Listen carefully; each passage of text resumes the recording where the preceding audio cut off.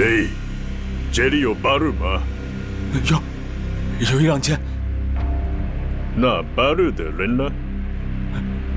听说他们要去打娘子关。娘子关？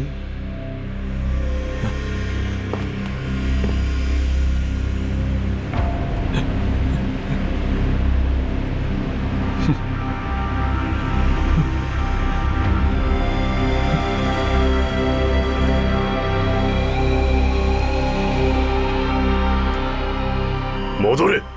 はい。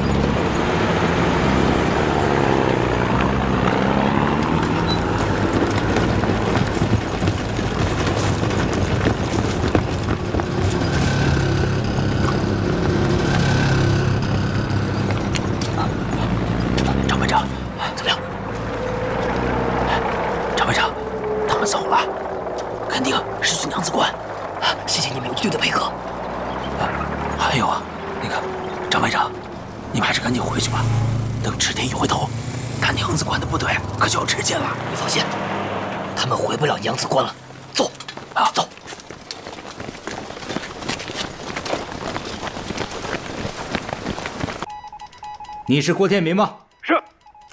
池田该回去了，把他拦住，狠狠地打。明白。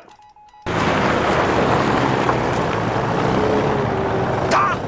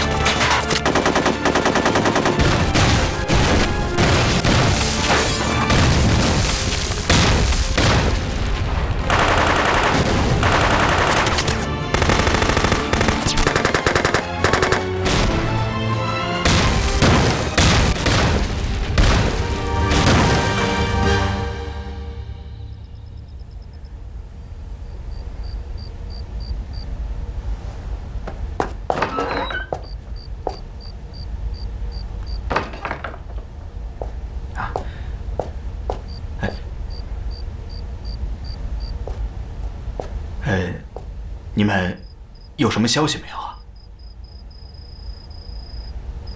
还没有收到战报。还没收到战报？前方到底打成什么样了？真让人着急呀！哎呀！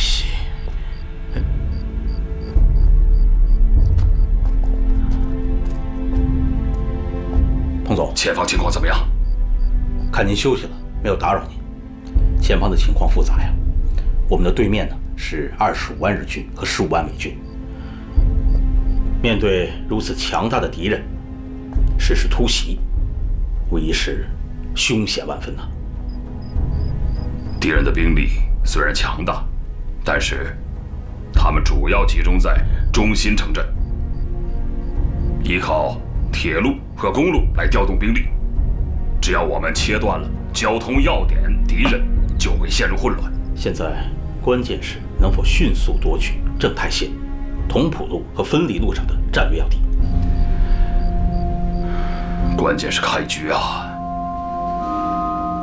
开局要是打得好，这场仗就赢定了。战报，刘伯承部来电。129师陈庚旅占领卢家庄车站，全歼守敌。卢家庄以西40里的铁路桥梁完全被我军破坏。战报，念。聂荣臻部来电，晋察冀军区杨成武中央纵队攻克正太线、法律令、北峪、帝都等据点，全歼守敌。法律令至帝都的铁路桥梁完全被我军破坏。战报，念。陈载道、宋任穷来电，破坏平汉路邯郸至磁县铁路。由成安出动之日寇，企图向我军侧击，已被我军击退。好啊，这下不光是正太线，就连平汉铁路也破坏了。战报，贺龙部来电。念。张宗俊旅攻占康家会，全歼守敌，靖勒日军企图救援，已被我军击退。战报。念。129师新十旅决子一纵队沿阳泉至榆次展开全线攻击，新一旅攻占平汉路丰乐车站。战报，山西新军攻击五寨县城。战报，晋察冀中央纵队攻克贾庄镇、东王胜，全歼守敌。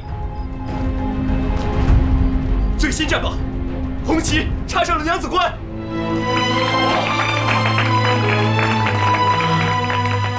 警行呢？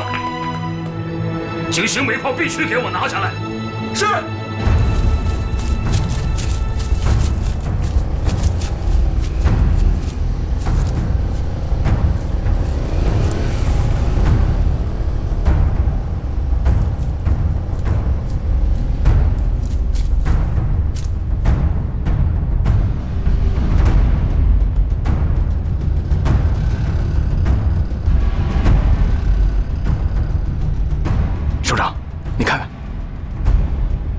3年了，没白天没黑夜的，这些煤全被他们倒腾到日本去了。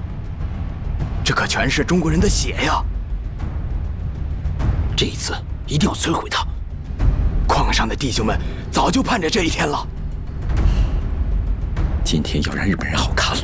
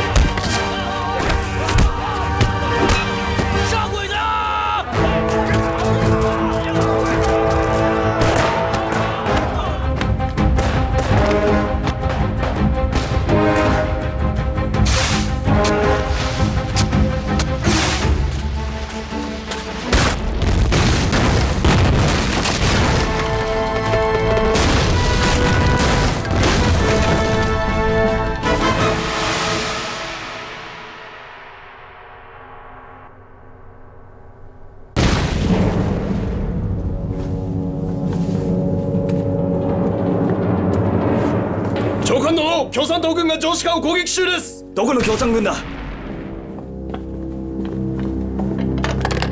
おい、城址間を繋がらない？すぐに繋げるんだ。無駄です。軍部との電話でさえ繋がりません。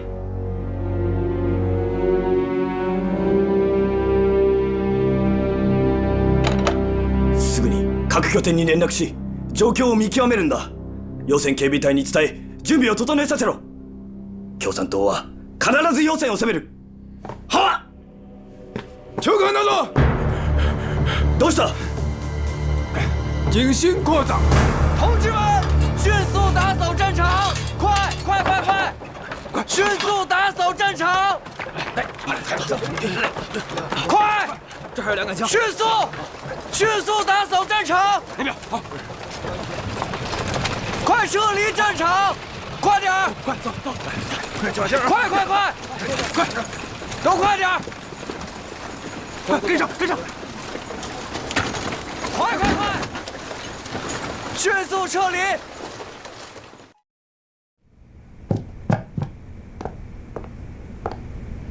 どうした？鉄道生態線の至るところ、86の衝撃局だと電話がありました。至るとこってどういうことだ？もっと詳しく言ってくれ。具体的な状況は分かりません。生態線全線との連絡は閉ざされているからです。直ちに独立大工旅団を生態線に引き返せ。大工旅団の37連隊は管轄下で共産軍の狙撃を受け動けない状態です。第39連隊も8度後の襲撃で出走できません。トンフールーの西端の36、38、40弾の拠点も攻撃を受けました。ならば本洋の独立第16旅団は？奴らは大工旅団とほぼ同じです。今のところ源平あたりに駐在した第3旅団はあまり襲撃を受けてないようです。ならば第3旅団を増援させてみてはどうだ？同フロの北端が広く破壊され、彼らは南へ移動できません。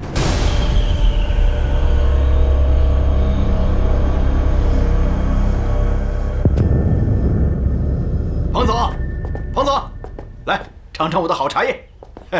哎，副参谋长，尝尝。好嘞。老袁啊，你怎么还留着好茶叶？也不早点拿出来。哎呀，打胜仗了嘛。彭总啊，这次战役可真是四面开花呀！而且精彩纷呈。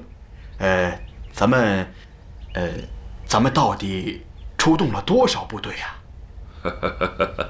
哦，你现在把好茶叶拿出来，就是想问我这事儿啊？来，不好说呀。八路军总部只要求直接参加破袭正太路作战的兵力不少于22个团。对其他交通线，比如说这个平汉路、同蒲路，并没有数量上的明确要求。就像冀中军区吧，他们的根据地被日军分割成了好几块，能否及时接到命令都说不准，更别提同时参加战斗了。不过，我想这次参战部队一定会大大超过总部的要求。日后在华北横冲直撞，你说这如果人手少了，还真怕拖不住这头野牛啊！还真是头野牛呢。彭总，副参谋长，战报已经统计完毕。至8月22日，参加本次战役的部队：正太路30个团，平汉路卢沟桥至邯郸15个团，同蒲路大同至洪洞段12个团，一共是105个团，都超过100个团了。不管100几个团，我看呢，就叫百团大战。好，就叫百团大战。报告，司令员，他们抓了2个日本人。日本人在哪儿呢？在院里。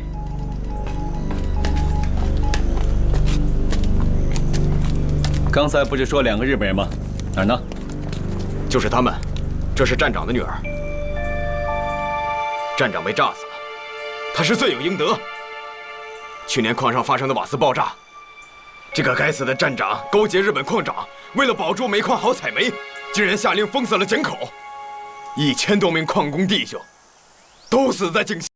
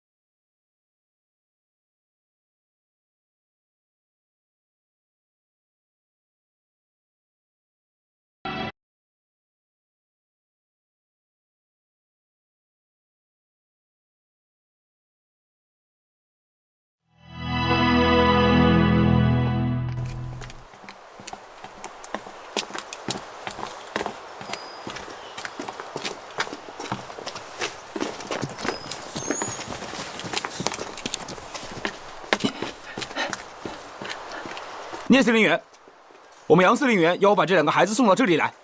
怎么回事？当时我们冲进矿里，经过一个房子的时候啊，听见里面有2个孩子的哭声，我就把他们2个给救下了。我也没想到他们是日本人，可后来他们2个一直哭，说的话我也听不懂。这个时候我才知道是日本人。当时我就想把他们扔在那儿给不管了，可后来一想，他们2个毕竟是孩子，我就给，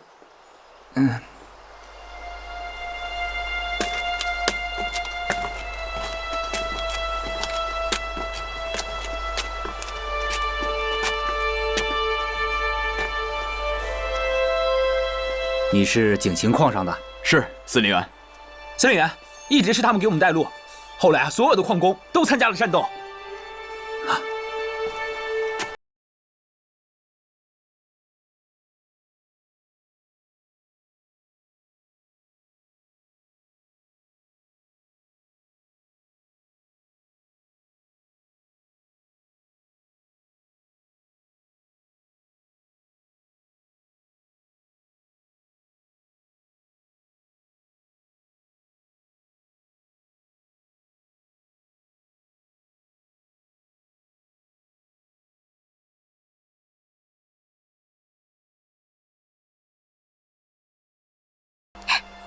你叫什么名字啊？おじさんにお名前を。加藤由美子。她叫加藤留美子。报告，真乖啊！司令员，彭老总来电，给他们找点吃的吧。是，司令员。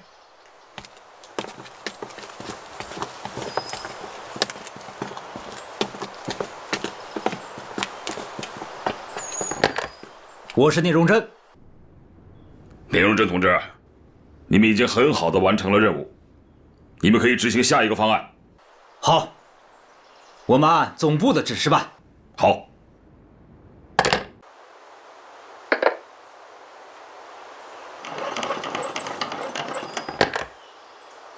命令第1、2、3、20、15团骑兵团主力1分区特务营和第1、3游击队分区工兵连为右翼部队参加来源战斗。挺进军活动于桃花堡和繁山堡之间，阻击增援之敌。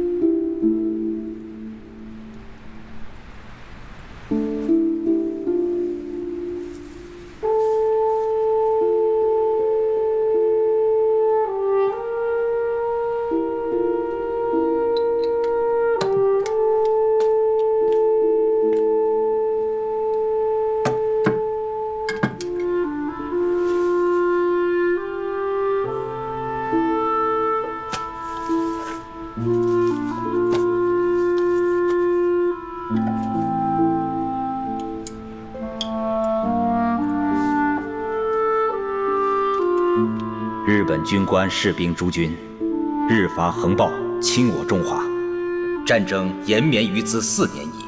此次我军进击正太县，收复东王省，带来日本弱女2人，其母死于炮火，其父于矿井着火时负伤，经我方救治无效，不幸殒命。于此伶仃孤苦之幼女，经我方收容抚育后，兹特着人送还。我八路军本着国际主义精神，治人治义，有始有终，必当为中华民族之生存与人类之永久和平而奋斗到底，必当与野蛮之日伐血战到底。深望君等幡然觉醒，与中国士兵人民齐心协力，共谋解放。聂荣臻，8月23日。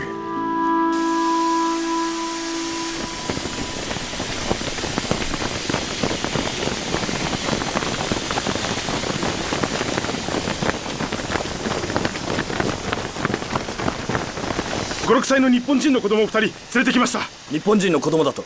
どこだ？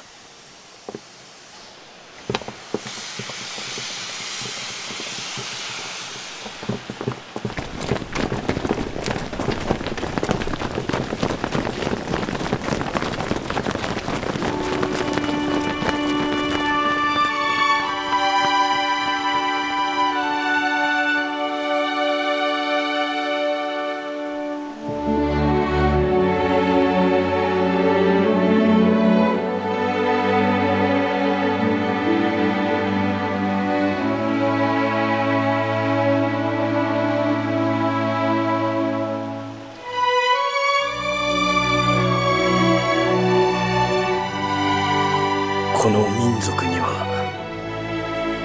永遠に勝てないのかもしれない。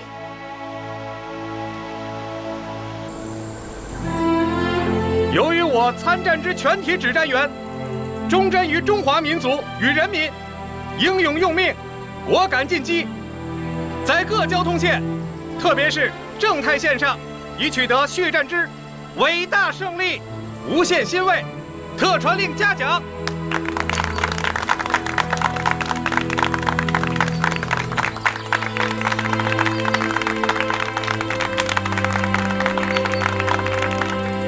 此次百团大战，是抗日以来我们华北战场上空前未有的自主积极的向敌寇进攻的大战役，对于全国抗战形势与华北整个战局均有重大意义。百团大战将成为中外战史上最具光辉的名词。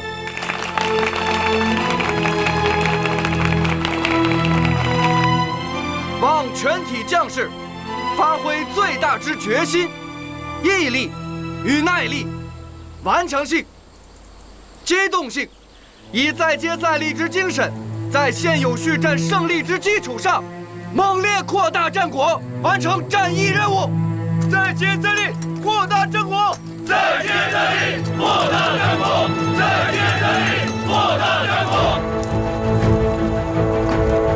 百团大战破袭了日军华北方面军控制的平汉、津浦铁路北段、北宁、正太、平谷、北口、仓石、德石等铁路公路的全线和平绥、同蒲铁路的大部，多次中断交通，断其补给，并拔出了深入抗日根据地的一些据点，从而沉重地打击了日伪军的囚笼政策和巩固华北占领区的企图。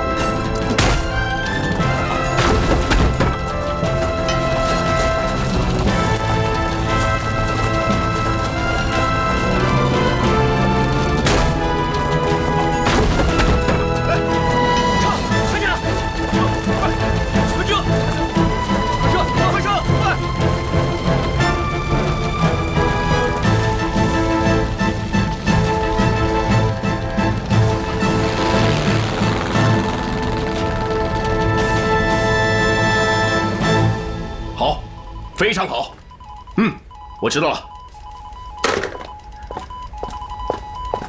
师长、政委，战斗和你们所预期的一样，陈赓和陈锡联的宝压中了。征台路现在是既没有铁，也没有路了。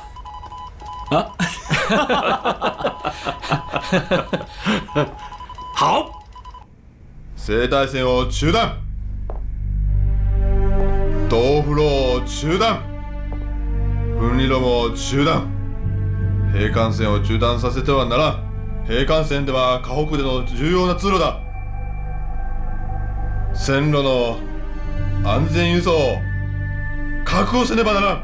事実上兵艦線の運行中断はもう5日目になります。何？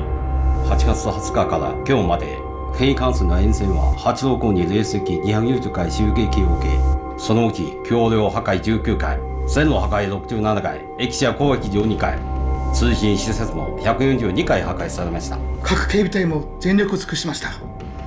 我々は全く想像できず、残念ながら結局相手の攻撃を阻止できませんでした。なんてことなんだ。あんな粗末な装備で訓練もされていない軍隊がこんなに強い戦力を持っていたとは。どういうことなんだ。そうです。共産軍のゲリラ戦術は非常に巧みだと聞いておりましたが、大規模集団攻撃もできるとは知っておりませんでした。共産軍の編成が小さいですが、競争指揮官は豊富な軍事経験と相当高い指揮能力を持ってます。今まで八路軍の総兵力が10万人を超えないと我々の判断力は明らかに間違っていました。それと奴らの組織力と負けじ魂も我々の想像以上でした。確かに八路軍は質でも量でも家屋戦場の主力となっている。だから我々は戦略を練り直し、共産軍を今後の軍事上の主敵とするのだ。いいか、分かったか。はい。戸田司令官に打点せよ。私は北へに行って面談する。百团大战，我们八路军把日寇打瘫了，打懵了。但是敌人并不甘心失败，他们调集了华北方面军第1军、驻蒙军和华北方面军的直辖部队，并从国内抽调兵力，新编组了一个101混成旅团，对我抗日根据地实施报复性的扫荡。这其实是日军作战的一个规律，每次失败之后必然出兵报复，失败的越惨，报复的越凶，而且常常是败兵刚刚收队，企图趁我抗日军民消化胜利果实的时候，打我们一个措手不及。所以啊，日寇的这次扫荡一定比以往更加残酷。经过2个月的战斗，我们各个部队都相当的疲劳了，但是在这个时候，我们就更应该发扬连续作战、不怕牺牲的作风，保卫抗日根据地。总的部署是这样的：平西地区的反扫荡作战应以游击战为原则，消耗疲劳敌人，但不做大的决战。129师应以不少于3个团的兵力逼近正太路，120师以4个团的兵力破击雁门关南北之同浦路，冀中军区应以有力部队破击平汉路。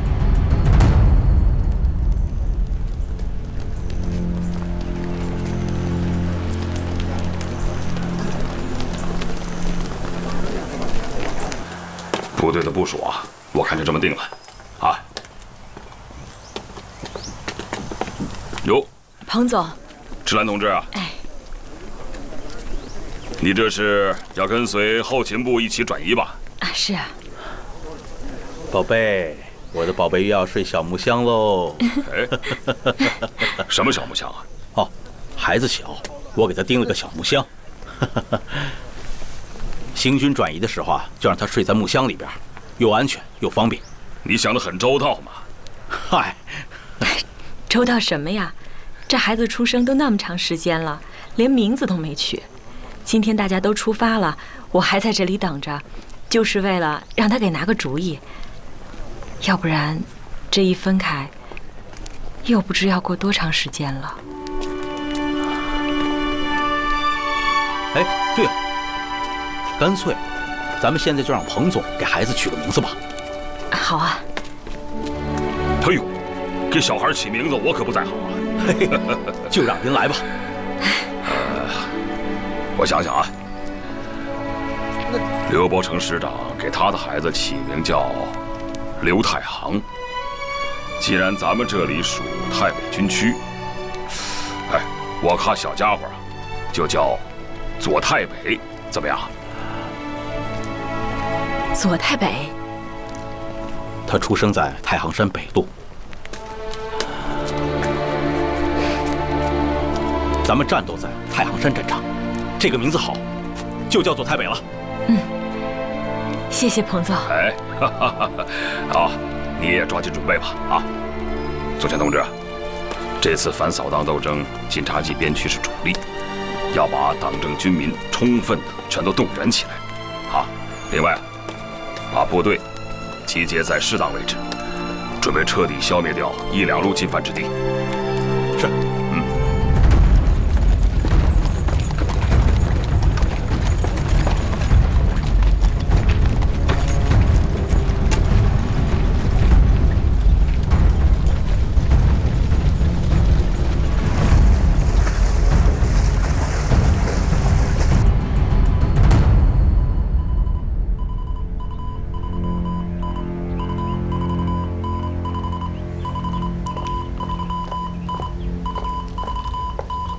彭总，刚得到的消息，日军36师团钢骑大队已经到了关家囊。这里，距离我们这里只有13里地。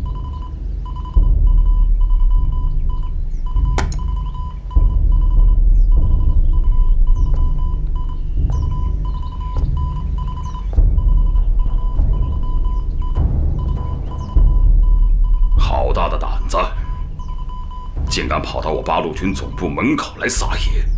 送到嘴边的肥肉，咱可不能不吃啊！彭总，我去跟129师研究一下，在关家闹打他一仗。好。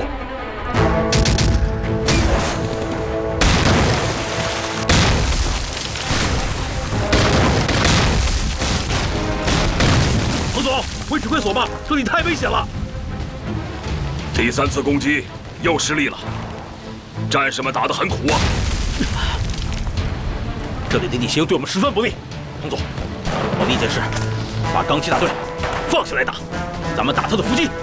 不行，敌人援兵马上就来，一旦放虎下山，立刻就会得到援兵的接应，必须在此地消灭他们。彭总，让我们上吧。日军很善于利用地形构筑工事，火力配合也很合理啊，硬拼是解决不了问题的，必须想办法打掉他们的火力点。前方崖顶下面的斜坡是什么土质？有活叶子，是黄土坎儿。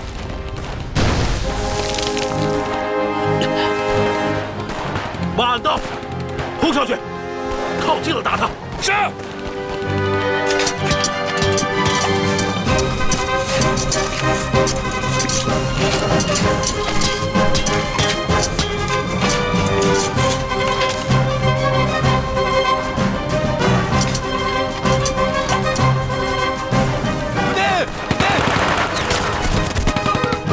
小李，小李，后面的来！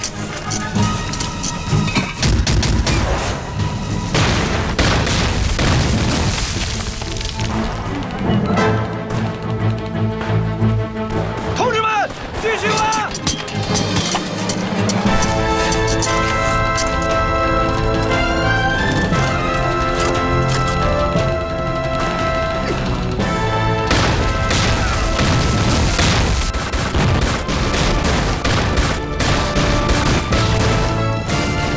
中国共产党领导八路军发起的战略性进攻战役——百团大战，历时5个多月。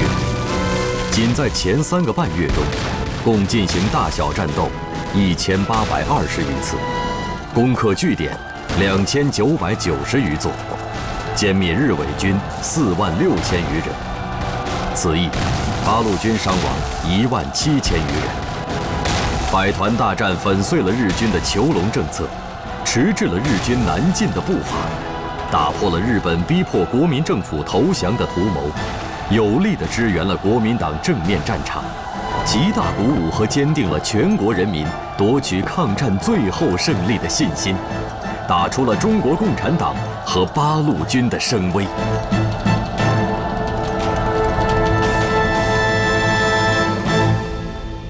周老总，又是一份战报。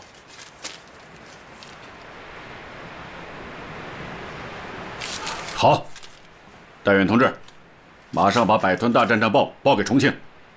以前是1周一发，从这个战役开始要1天一发。告诉重庆，八路军在打仗，而且在打大仗。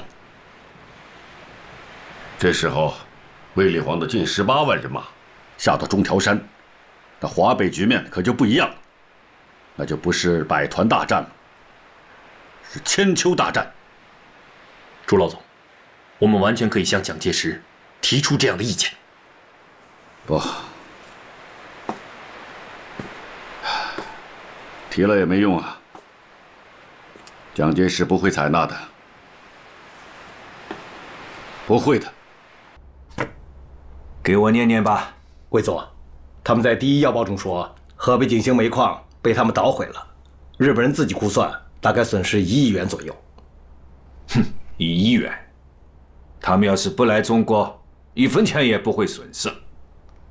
另外，第18集团军司令部和野战政治部报来的战报，他们分4个方面。魏总，我是不是捡重要的向你汇报一下？不，全都念吧。是。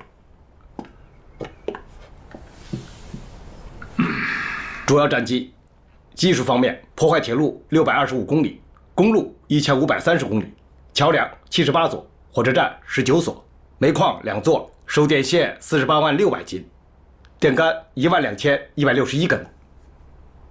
这些数据是怎么统计出来的？准确吗？魏座，北平的日伪报纸《武德报》也是这样报的。啊，往下念吧。是。见地情况：毙伤日军10250名，俘虏日军94名，伪军679名，汉奸183名。好，这才是蛇寇的实实在在的损失。下面是我军的伤亡情况。我军？啊，魏座，这是他们的口吻。好，是。もしもし。はい、了解です。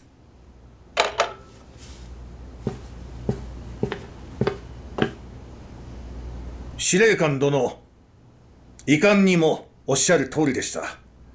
八路軍は西太路、防保路に向かっております。遺憾だと？これは不幸中の幸いだ。板垣中将が振り向けろと言った部隊は手をつけるな。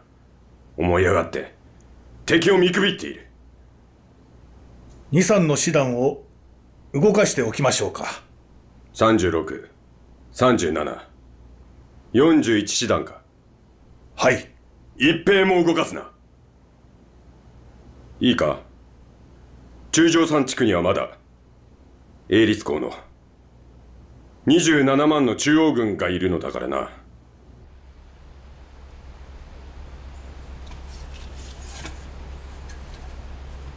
这个破西正太路的战况，我是天天都要看的。可以讲，这是自南昌战役以来我最关心的事情之一。你看，可是打的还是很艰苦。这个我晓得，连刘师长、贺师长也都上了前线，还听说日本人使用了毒气。陈锡联所部伤亡大吗？上千人。上千人。转告陈锡联，他在阳明坡一战，政府是要给他记功的。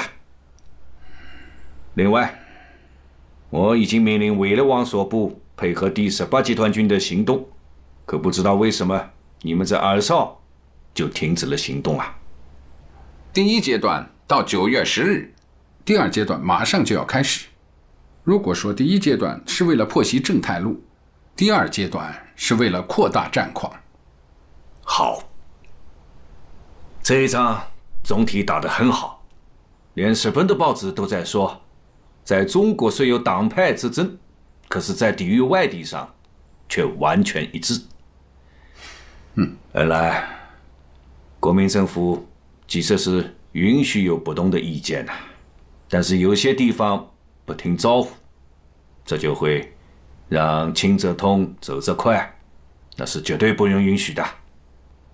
委员长说的极是啊，可是今年年初，日军扫荡我根据地，国民政府山东省主席沈鸿烈指挥新四师和海军陆战队突袭我军，而且还扬言宁亡于日，不亡于共。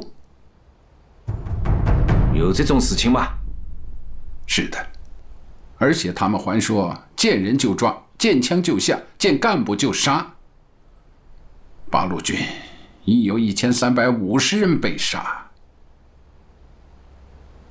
恩来，我会彻查此事，请放心，我不会让这样的事情再发生的。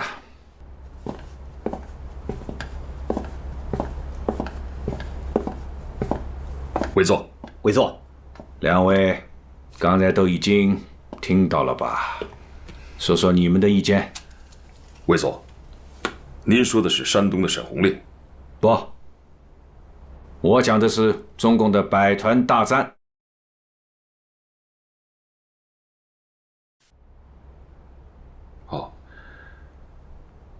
他们还是真的抗日的。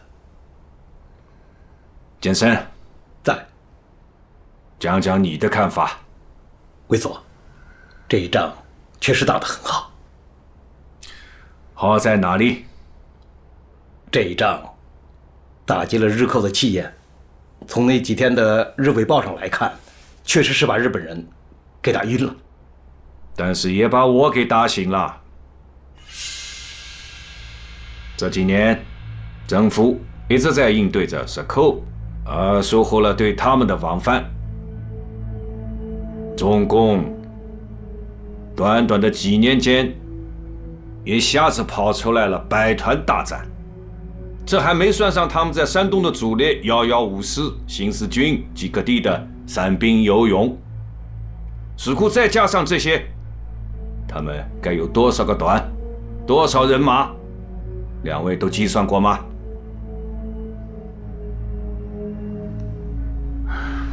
大概有40-50万吧。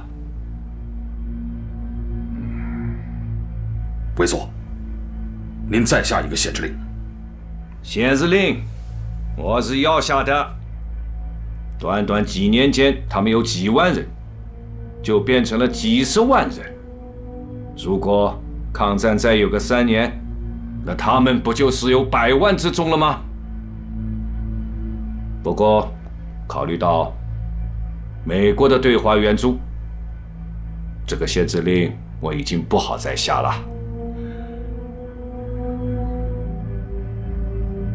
剑生，在。这件事就由你去办吧。是，听委座安排。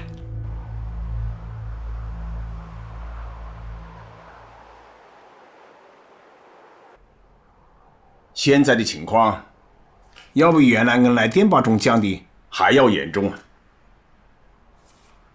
他们说我们诱而不及，可是就在今天，我们的八路军还在前线进行了一场大的战役。我们的战士们在前方流血牺牲，可是他们却要求我们在黄河以南的八路军、新四军全部撤到黄河以北。这说明了一个什么问题呢？国民党企图消灭我们的野心从来没有变过。这一点，共产党人必须要清楚。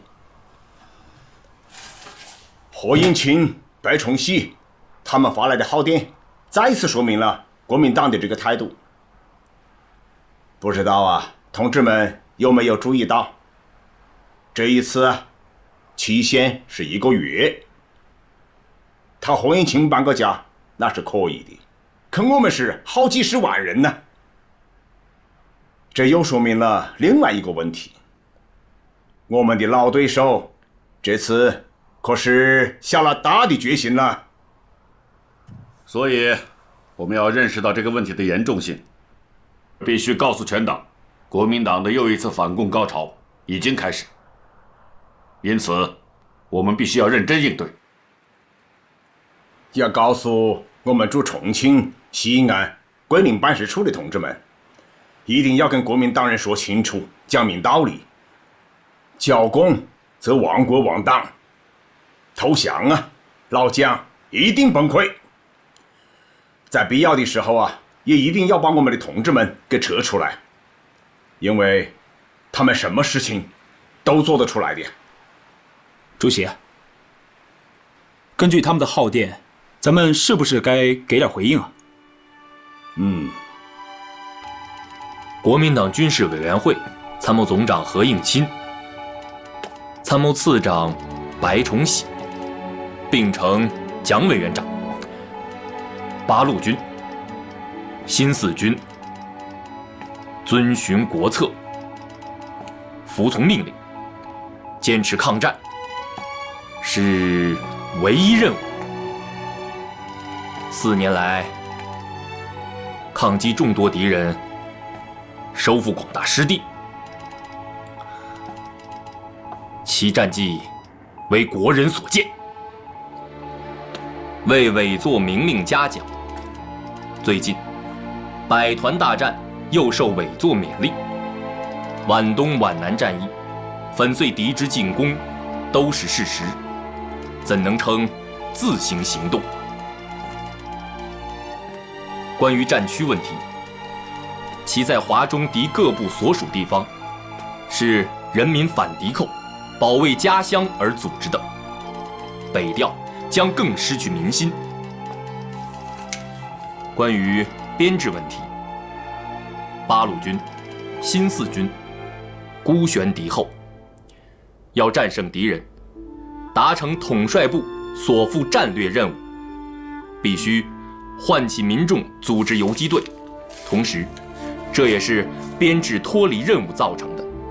至于破坏行政范围，是由于八路军、新四军50万之众，仅领4、5万人心饷造成的。但为顾全大局，对江南部队遵循北移，选请放宽期限，以求做好解释再行调动。对于江北部队，因是遵循伪作庐山讲话和告同胞书而组织的抗日武装，为保证完成抗日任务，应给予八路军、新四军扩大编制，增加定额，补充粮饷及医药。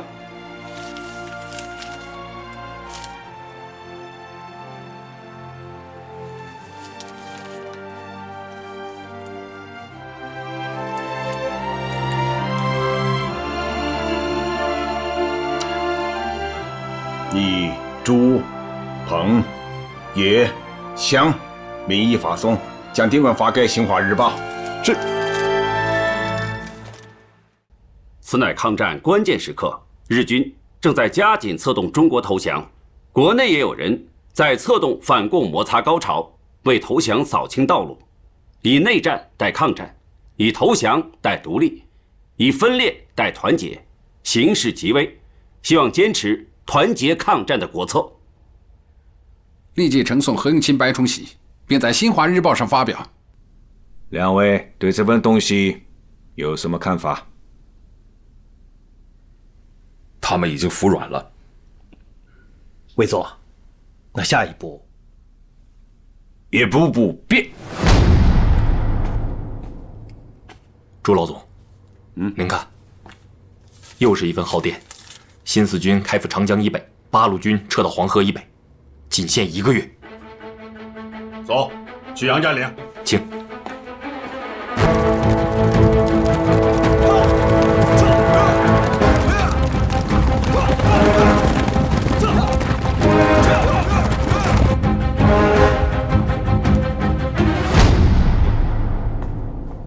报告主席，急电。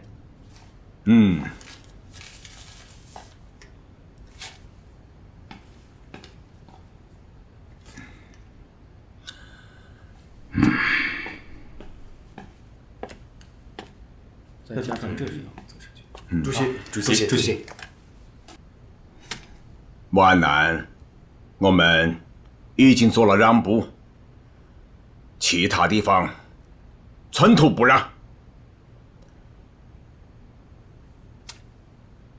芜湖、宣城、青阳，这宽不过180公里，纵深呢也不过50-60公里，这是一个危险的地带。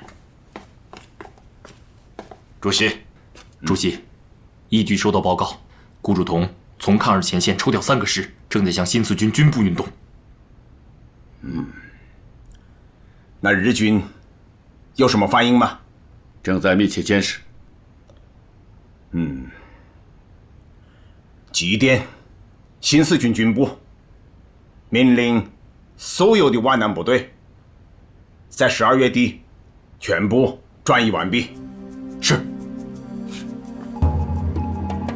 第52师、108师为右翼，展开于统领、泾县、水季桥、丁家渡一线，向戴家汇、三里店、听盘进攻，而后向繁昌发展。是。以第40师、114师、新编第7师为左翼，展开于湾滩、茂林、苏口、包村、乔木湾、千家湾一线，向云岭、河湾、沙土角进攻，而后与右翼协同向长江南线、旧县、底港、八梗头方向发展。是。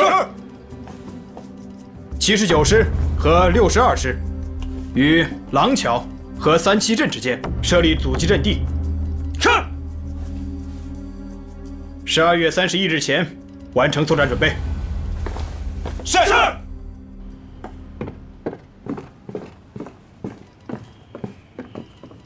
国民党は我が軍の正面から7個師団を引き上げました。どこに向かった？安徽南部であります。中将の考えは？高みの見物と参りましょう。ずっと待ち続けるのか？目先のことしか見えず、自分が狙われているのもわからぬ哀れなカマキリであります。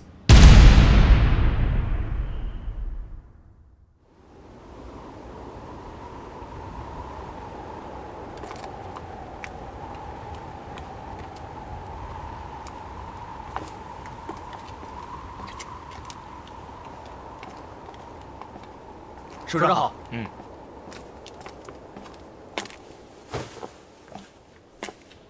主席，周老总，收到新四军的电报，他们开始动了，但是没有向北。哦，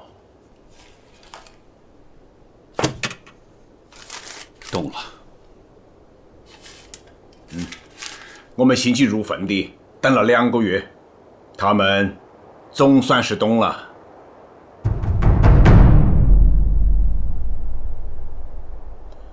不管怎么说，动了就好。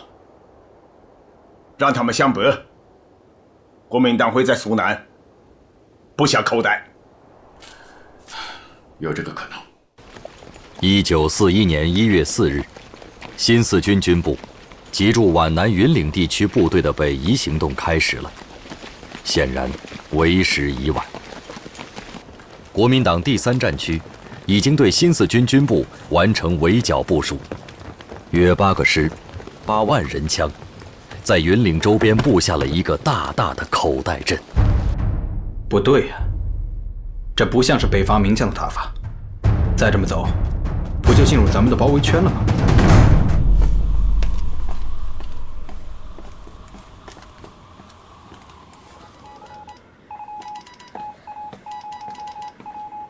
有什么消息吗，老总？主席。哎，情况怎么样啊？报告，急电。你看，他们改变了行动方向，不是向苏南，而是向西南。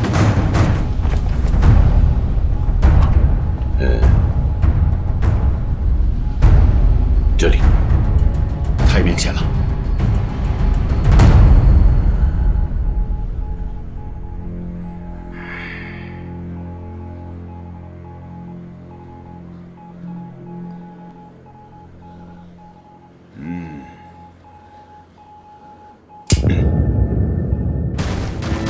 元月6日，国民党第3战区司令长官顾祝同部奉蒋介石命，对北移新四军采取行动，严令彻底加以肃清。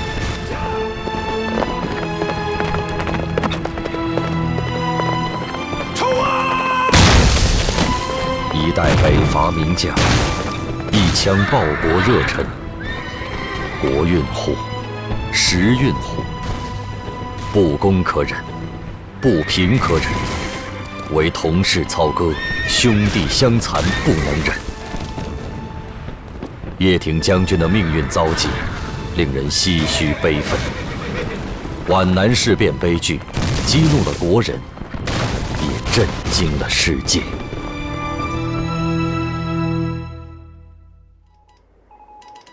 给周恩来夜间营发电。是。我新四军东进，行进至太平，进县兼至茂陵，遭国民党军重重包围，已过6日，突围不出，望给予国民党方面交涉，即日解围，防我军东进北上，同时告知各方面，国民党有意破裂，应敦促国民党改变方针，以维护抗日统一战线之大局。请转告蒋先生，让他下令立即撤围，否则必须承担一切后果。如果他愿意背上破坏抗日统一战线的骂名，可以走下去，我们共产党奉陪到底。周先生，你不要这么着急嘛，也不用发火嘛。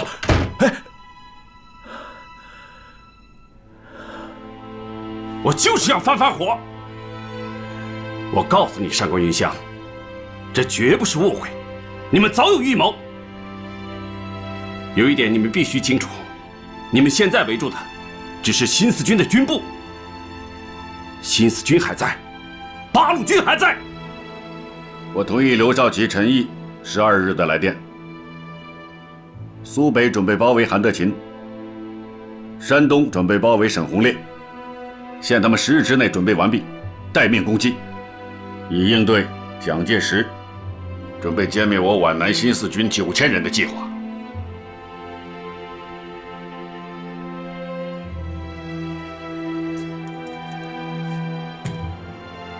如果我们皖南的新四军被他们消灭的话，那我们就赶紧、彻底、全部的歼灭韩德勤、沈鸿烈部队，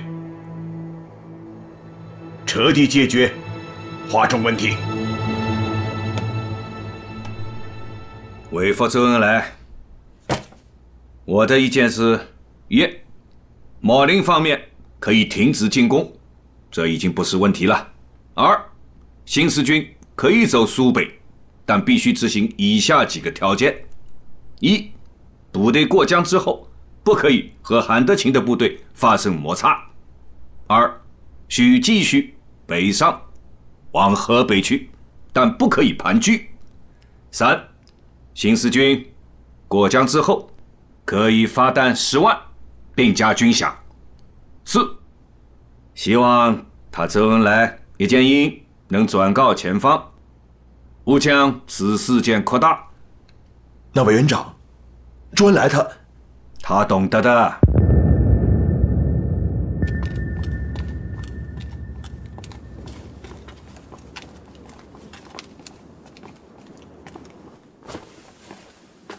主席，刚刚收到周恩来董秘书发来的电报，白崇禧准备对桂林八路军办事处动手，对文化界也要进行镇压。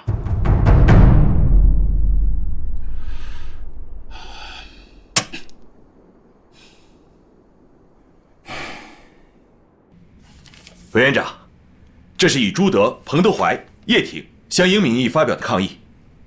朱德、彭德怀、八路军都出面了。苏联大使馆已经召回我们，他们的大使想面见委员长。是吗？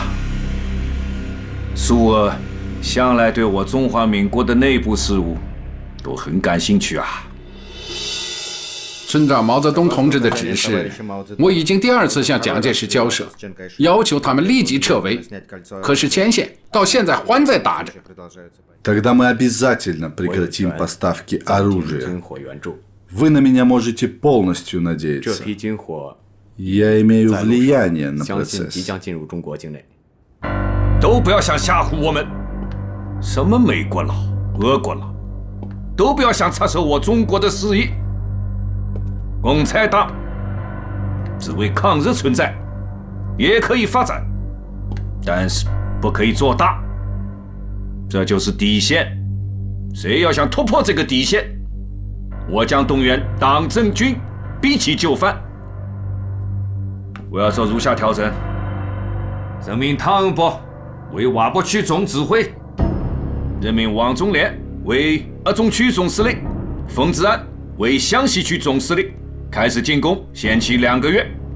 另外，对外宣布新四军是叛军，撤销其番号，军长叶挺革职，交由军事法庭审判。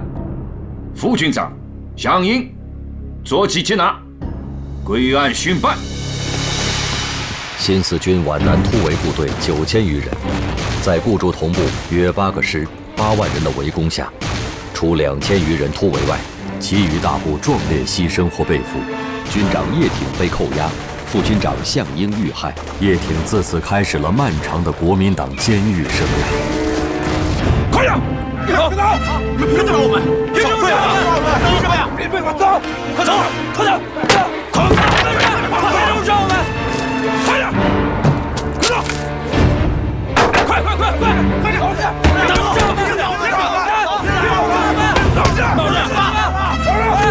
而此前此后，国民党顽固派还制造了雀山、博山等惨案，屠杀了成千上万的中共党员、八路军新四军官兵与抗日志士。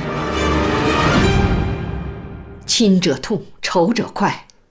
关键他们掩盖事实真相，欺骗国人视听啊！那就揭露他们。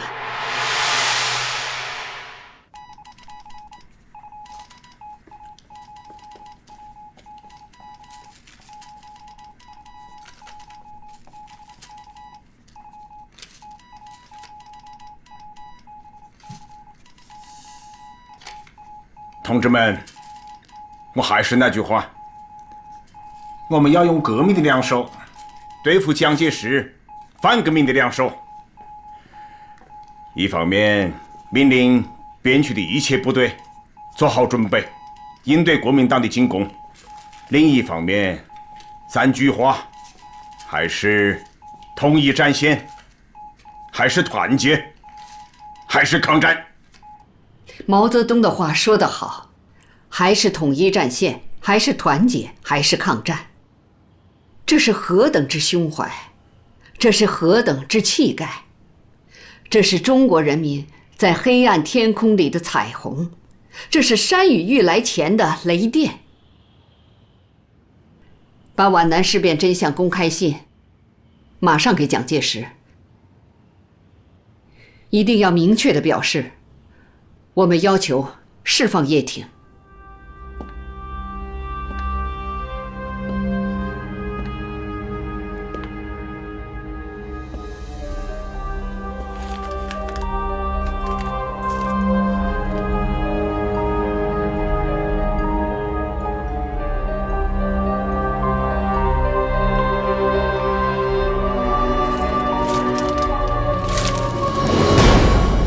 去告诉他们，这封信如果公开的话，我就杀了他。虚张声势，我就不信他们敢动一个北伐名将。这说明蒋是怕我们公开这封信，我们就是要公开，不但在国内，还要在全世界。斯诺，你能帮这个忙吗？我是中国人民的朋友，更是中国共产党人的朋友。现在，中国共产党人有困难，我当然很想帮助你们。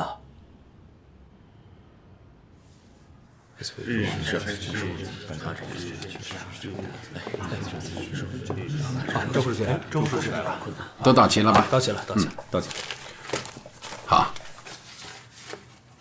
党中央充分地研究了当前的形势，蒋介石已经下了与我党破裂的决心。这与当前国内外的形势是分不开的。日本国内有些人在向蒋介石要橄榄枝，在我们国内呢，投降派的苗头也在上升。所以蒋介石做出这样的决定并不奇怪。根据刘少奇建议，毛泽东同志主张，在政治上要全面揭露蒋介石的阴谋，在军事上先取防御战。另外，组织决定撤销部分办事处，干部迅速撤离。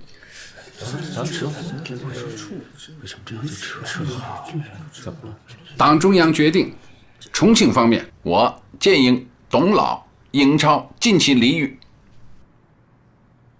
非党干部迅速向南洋及海外撤离。新华日报怎么办？新华日报是党的喉舌，在重庆乃至全国都有很大的影响力，不能停。但是要压缩版面，每天只能出半版。留守人员要加强气节教育，销毁电稿、密码、文件。至于什么时候撤回延安，等中央通知。另外还有一件事情，你们军事组起草的新四军皖南部队惨被围歼的真相我已经看了，可以发了。要让重庆知道真相，特别是民主人士要知道真相，同时要动员文化界人士迅速撤退到香港。1941年1月25日，保卫中国同盟在新闻通讯中以“坚持统一战线”为标题，详细说明了新四军被袭击的经过。斯诺的文章在国内外各大报纸转载，引起巨大反响。周先生，最近我看到新四军皖南部队惨被围歼真相的报道后，我心里一直担心，国共合作会不会就此破裂，联合抗战会不会就此夭折呢？抗战到底是中国共产党永远的主张，只是我们现在在争取时机好转，同时要准备应对更坏的局面出现。至于抗战能不能坚持下去，那不是蒋介石一个人能决定的。如果抗日战争离开了中国共产党，那我们民族的解放是不可能的。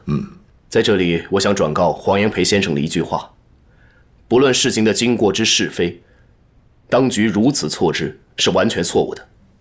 希望大事化小，小事化无。现在就连杂牌军和地方有势力的人，他们都认为，如果解散了新四军，就是解散共产党武装力量的先兆。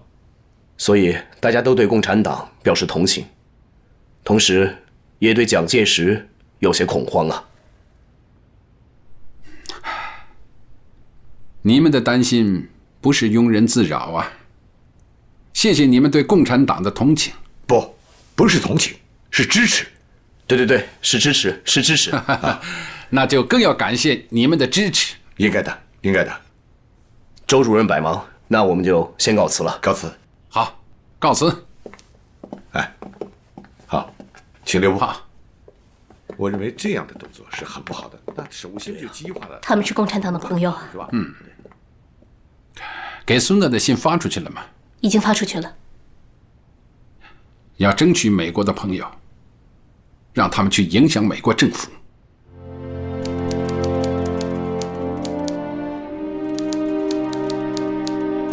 Well, I'm very surprised about the incident, but I must say that my opinion on the matter is... Mr. President.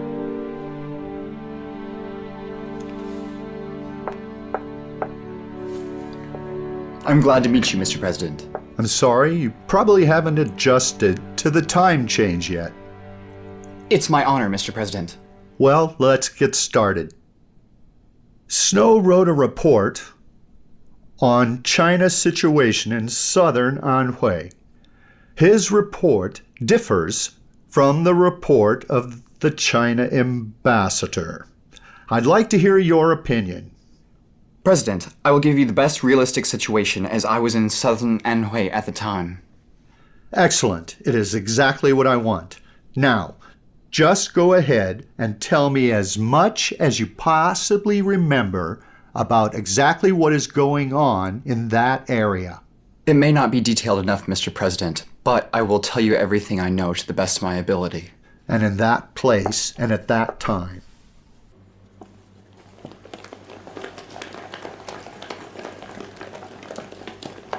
Mr.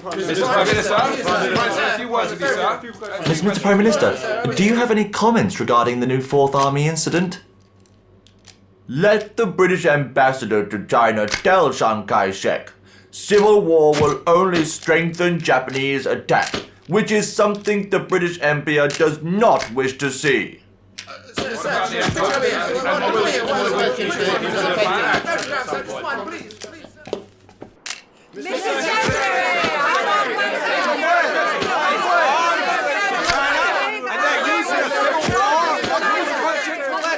Allow me to answer your question. If China decides to restart the Civil War, Chongqing will not receive any financial aid from the United States. Thank you. That's it. No more questions. Я хочу, чтобы ясно дали понять националистическому правительству Китая, что Советский Союз не хочет видеть гражданскую войну в Китае.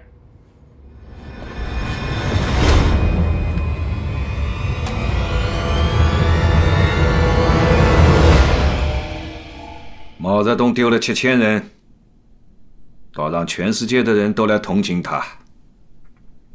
哼，这就是政治。校长，我们没有打是对的。目前就军事而言，据我可靠的侦查，八路军已经做好了全面反攻的准备。另外，据我最新的情报，他们新的新四军军部就要宣布成立了。如果现在要打的话，这件事暂时先放一放。但有2个人必须处理：刘亚子开除党籍，那个叫斯诺的外国记者驱逐出中国。是，校长。中共中央革命军事委员会关于重建新四军军部的命令，任命陈毅为新四军代军长，张于毅为新四军副军长，刘少奇为政治委员，赖传珠为参谋长，邓子恢为政治部主任。主席，朱老总，这份命令要不要报重庆？不要。在蒋介石对于新四军的问题没有满意答复之前，八路军停止一切对他的承包，包括战报。我们也不向他们申领经费，他们如有来电，八路军办事处可以接收，但是不回复。1941年1月25日，新四军新军部在盐城成立。华中的八路军、新四军统一整编为新四军的7个师和1个独立旅，共9万余人，成为坚持华中抗战的中坚力量。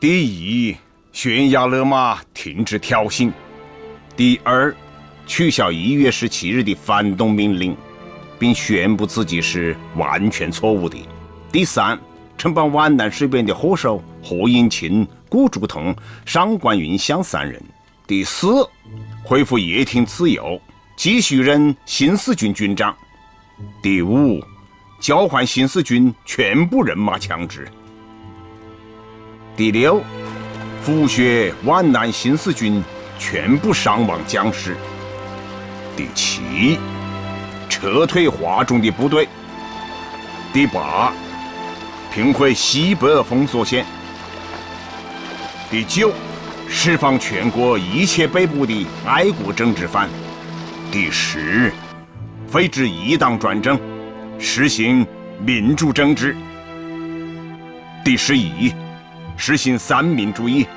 服从总理遗训；第12，逮捕各亲日派首领，交付国法审判。进来。委员长。啊，张聪啊，坐下来讲。你总算来了。我一直在等你啊。委员长，这件事情没办好，实在不好意思。这也不完全是你的错。现在我想到了，我们是应该坐下来谈谈。听委员长的意思，比方说是和共产党的周恩来、叶剑英谈，还是2党之间的谈？哦，当然，这是很好的方向。不知道委员长您还有什么具体的想法？叫周恩来、叶剑英去转告他们，我同意他们去江北，也可以考虑新四军编入八路军。新四军编入八路军，是蒋委员长不看报呢，还是代理没有把这一重要消息报给蒋委员长？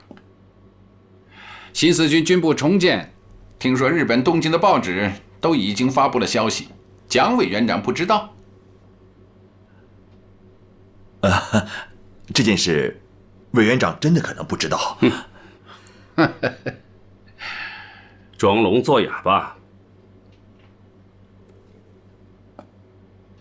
就当他不知道，请张先生转告他，军部已经重设了，并宣布了新任的军长，请张先生代我们声明一下，陈毅是代军长，哪一天叶挺军长回来了，他还是军长，我们郑重声明，蒋介石必须释放叶挺军长。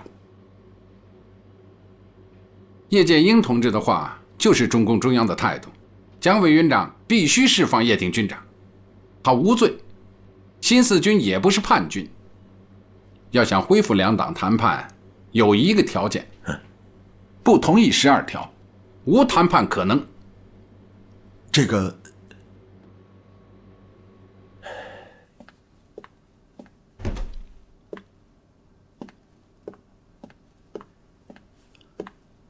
魏佐，罗斯福的代表居里提出要见周恩来啊。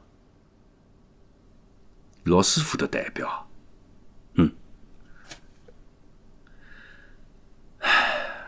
让一个外国人来了解中国目前的政治环境，这不是强人所难吗？他想干什么呢？魏佐，罗斯福想干什么，我们决定不了啊。告诉他，周恩来回延安了。这个恐怕，因为听说是斯特朗向罗斯福传的口信，美国议员比我们清楚皖南究竟发生了什么，比我们还清楚。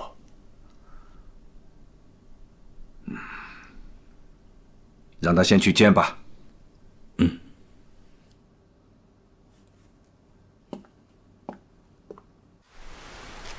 请转告居里先生，中国共产党最担心的不是我们损失了多少人多少枪，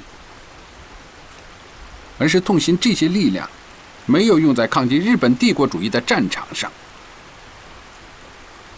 这也是罗斯福总统担心的。日本南进最大的阻碍，就是全中国人民团结抗战。如果这种局面被打破，那是罗斯福总统不愿意看到的。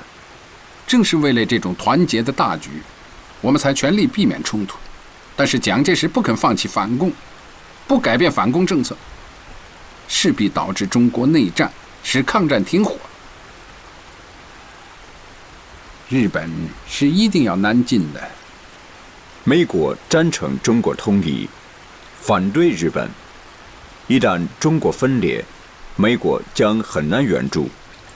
当然，蒋介石他们在没有内部和外部的压力下，是肯定不会改变什么的。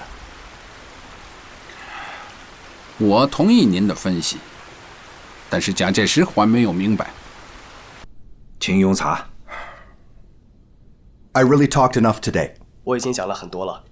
The point that I want to make is that you have to achieve the resolution with the communists. If you don't, there is no way the American government or the American people can continue to support you, either economically or militarily. 有任何的进展。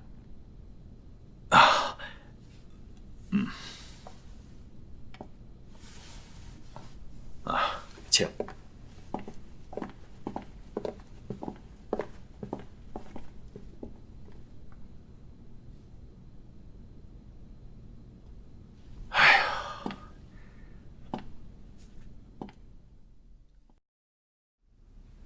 外交上3个大国向我们施加压力，日本人那儿又展开了新一轮的军事行动。共产党在政治上是全面进攻啊，真是让人心忧啊。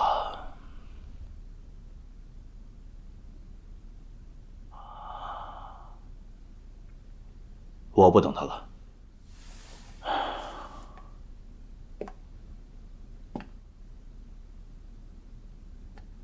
建峰，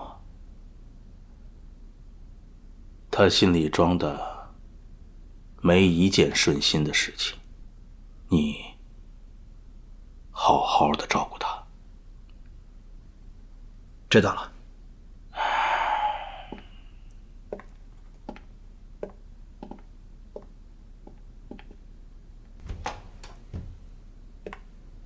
静儿，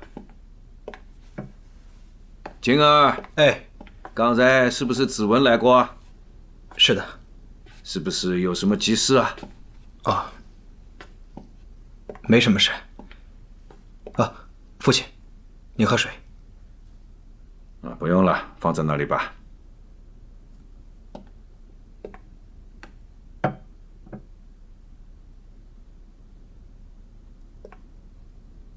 很难吧，父亲？中国的汉字里，难就是难，不要加个很。可以放共产党一马吗？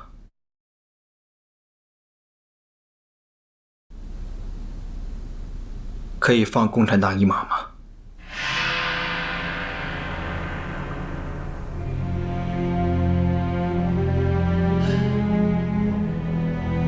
静儿啊，如果因为你懂得一些俄语，看过几本马列的书，我可以原谅你。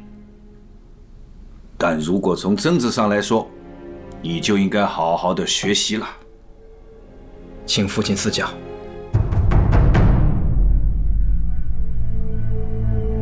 不抗日，亡国；不反共，就是亡党。怎么讲？日本和中国开战，就是要灭亡中国。东北就是一个最好的例子。不抵抗，就等于是死。满洲国是什么？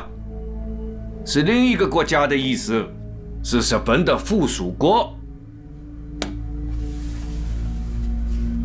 可是共产党和我们打了这么多年，难道你还不明白吗？去看看他们的党章就晓得了。不做大可以共同抗敌，做大了就是统一我们。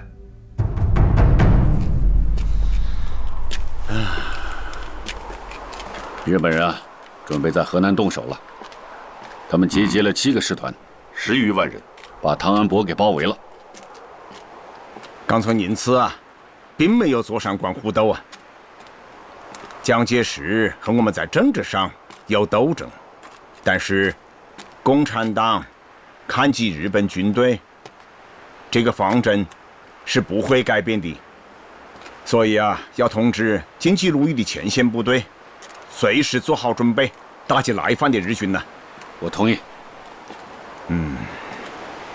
朱老总啊，我分析啊，蒋介石在1月17日把反共的高潮推到了顶点，却没有想到招来了国内外的强烈反对，这使他始料未及。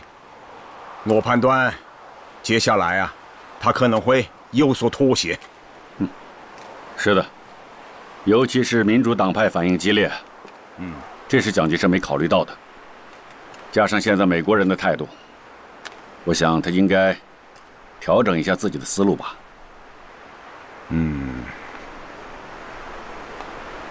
那么咱们也得改变一下自己的思路啊。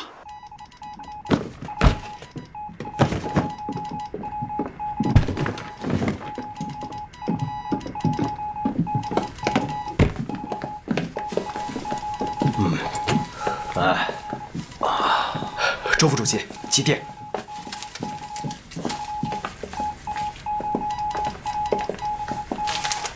啊，来，大家都过来一下。好，来。我把毛泽东同志刚刚发来的电报给大家传达一下。毛主席说，以我观察，他们非求得一个妥协办法不可。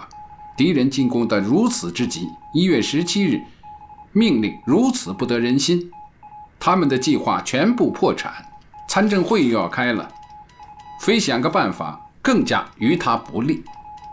好，党中央再讲下一步棋。破坏抗日的大局一定是不得人心的。我想，毛泽东同志一定是想到了即将召开的第2届全国参政会。参加参政会的人员名单是在皖南事变前10天公布的。本来呢，我们是有7个人要参加，毛泽东同志是要和你们一起参加的。原定是3月1日召开，没有想到发生了皖南事变。可是我们提出的12条至今没有得到明确的回复。你们说，我们还能参加吗？是不能。我听美国的朋友说，罗斯福代表居里留在重庆没有走，就是为了观摩这个大会的。如果我们不出席这个大会，那蒋介石就无法向民主党派和罗斯福交代了。民主党派给我出了个主意，沈钧儒、黄炎培他们对我说，我们以参政员7个代表的名义，将12条作为提案交给大会。哦，那要谢谢他们啊，给我们出了一个十分高明的主意啊。怎么会弄成这样啊？这分明是共产党的彻底决裂呀！哎，你再去找周恩来，人家既然把12条提到了参政会上，我们应该有个态度才是。既然提到参政会上，人不参加会议怎么讨论？又怎么表决？石杰兄，你是真不明白吗？人家是让委员长新表态，他们不信任我们。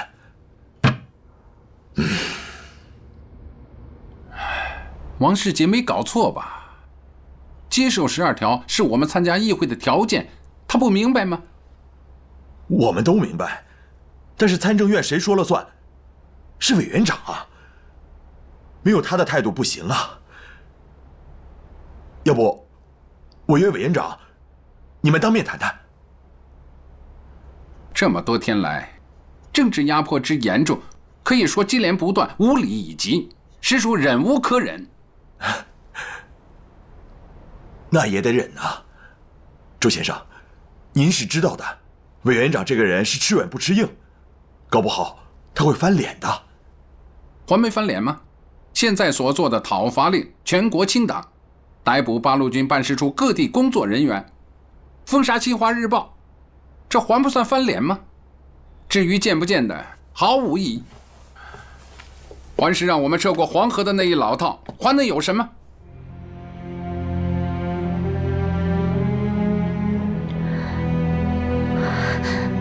周夫人，我先告辞了。啊，我送您吧。周先生，这些我都会跟委员长说的，但是我真为你担心呐。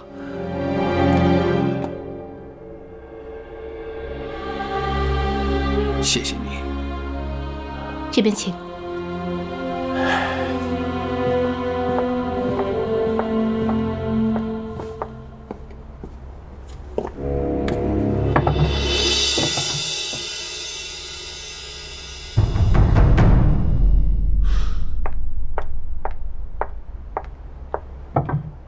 别在这儿站着。现在我就算躲到防空洞里，也不安全。你先忙吧，我给中央写封文件。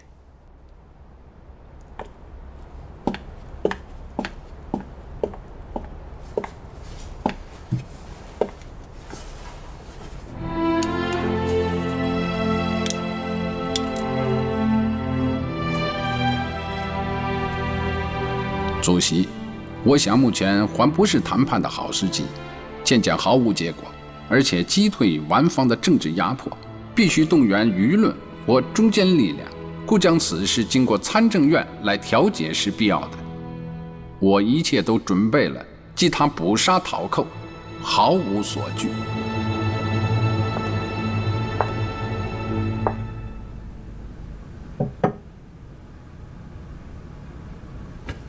Darling， 报告。进来吧。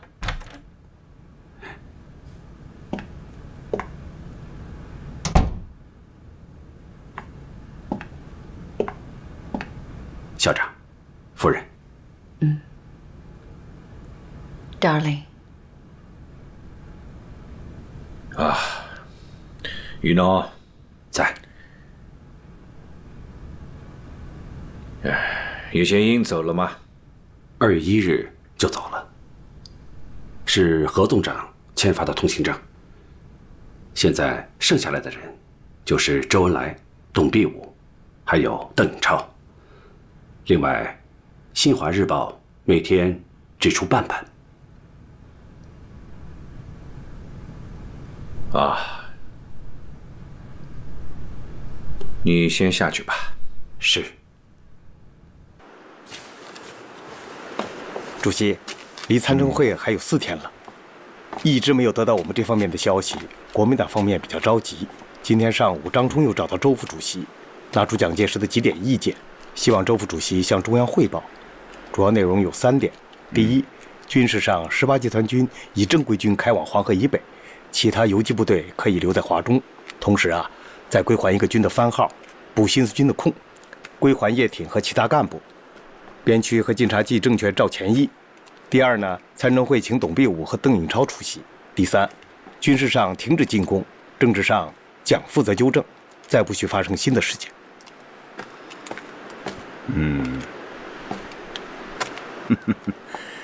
看来啊，国民党方面已经是走投无路，软下来了。哎，还得再给他们加码。给恩来同志发电报，除非12条能够满意解决，并求有保证之前，绝不参加参政会。这口吻不等同破裂吗？责任在国民党，我们为挽救破裂，故提出12条。还有个消息要告诉你，我可能要回去讨论12条，做些完善。这12条公还能收回吗？董必武、邓颖超能出席会议吗？不可以。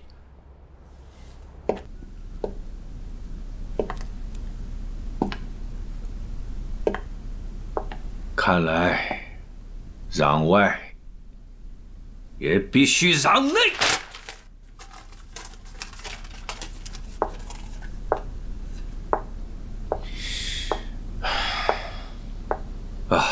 Darling， 我想，我们还是应该让一步。这真是很奇怪啊！现在全国乃至全世界的新闻记者都在关注重庆这件事，我看他们并不是关注什么参政会，而是关注共产党是否能够参加参政会。是啊。如果共产党不来参加我们的会议，那我们就把他们请到家里来。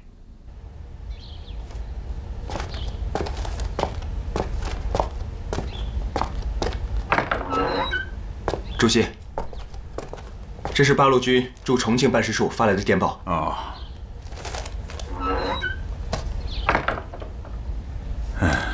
国民参政会在重庆召开了。这是蒋介石在大会上讲话的要点。蒋介石在讲话中虽然继续攻击我们中共，但是他不得不向参政会保证，以后绝对不会再有剿共的军事行动了。虽然他不肯认错，但态度明显软化了，这说明我们前段时间的斗争啊，还是很有效果的。他蒋介石的这个发言其实是一种阿 Q 主义啊。骂我一顿，他这个脸上就有面子了，正好可以借此收兵了。这实际上标志着国民党发动的第2次反攻高潮已经被我们击退了。往下来看的话，国共两党的关系将会有一段缓和时期。的确如此，就连宋美龄也要请周副主席吃饭了。他这是在给蒋介石找台阶下嘛。我认为啊，这个台阶我们还是要给他们的。在当前中国的两大矛盾中，中日两国间的矛盾依然是主要矛盾，国内各阶级间的矛盾处在从属的地位。先前蒋介石也曾约见周恩来同志，但都被我们拒绝了。那是因为当时还有许多社会人士并不了解皖南事变的真相。现在事实已经公之于众，在真相大白、人心向我的形势下，确实可以暂停纷争了。我还是那句话，以斗争求团结。我们这个时候也应该顾全大局啊。我们可以坐下来和他蒋介石啊，好好的谈一谈，缓和一下对立的空气了。感谢各位光临寒舍，区区小菜不成敬意，来，请。请。来，我们举杯。请。来，大家尝一尝啊，吃菜。我们有2个月没有见面了，由于忙于参政会的事宜，也不便相见。现在会开完了，情形也缓和了，终于可以聚在一起坐下来谈一谈。来，用餐。委员长，那我们就先讨论讨论新四军事件、政治压迫、防地问题、扩军问题、饷弹未发问题、新华日报问题和中共12条。大家边吃边谈，边吃边谈啊。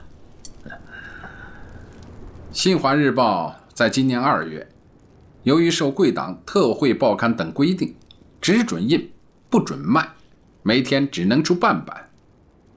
订户受到特务威胁，不敢去领；报贩怕被追捕，不敢再售。这样对待新华日报，跟封闭报馆有什么区别？居然有这样的事，真是岂有此理！这些事，委员长和我根本就不知情。言论自由，新华日报不是应该受到合法的保护吗？夫人说的没错，可是我第18集团军驻各地的办事处不断受到压迫，贵阳警备司令部将我部8人带走，高级参谋李一涛被拘留，西安办事处汽车队、兵站、仓库多人被捕，这些事难道夫人也不知道吗？夫人对这些事情当然是不知情啊。不过恩来，刚才你讲的那些部队驻地以及军队多一点、饷弹多一点，这些都没有问题。前提是你们必须要服从中央的命令，这些就容易解决。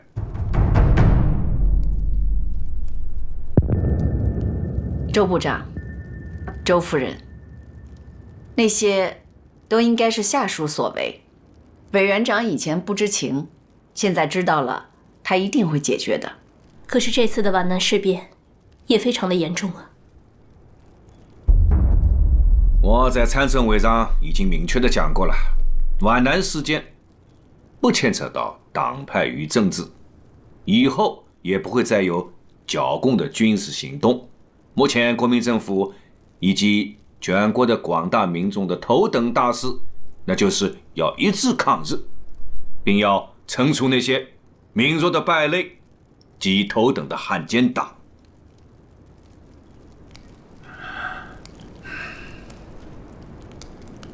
至于我们之间还有什么问题没有解决的话，我希望能继续精诚团结，长期讨论。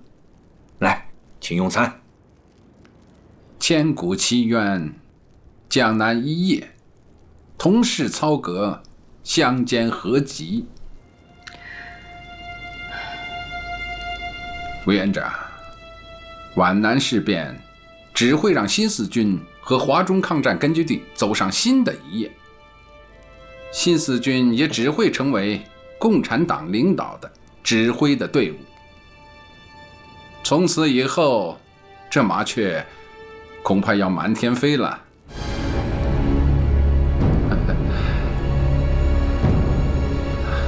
感谢委员长和夫人的盛情款待。来来来，大家干一杯。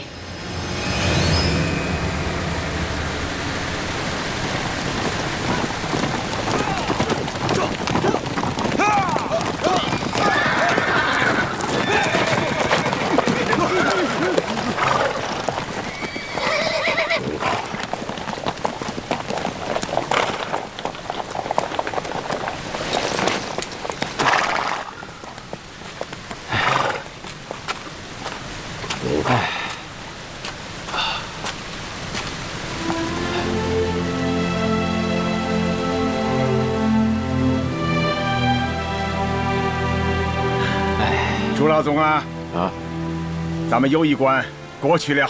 哦，是个大难关啊！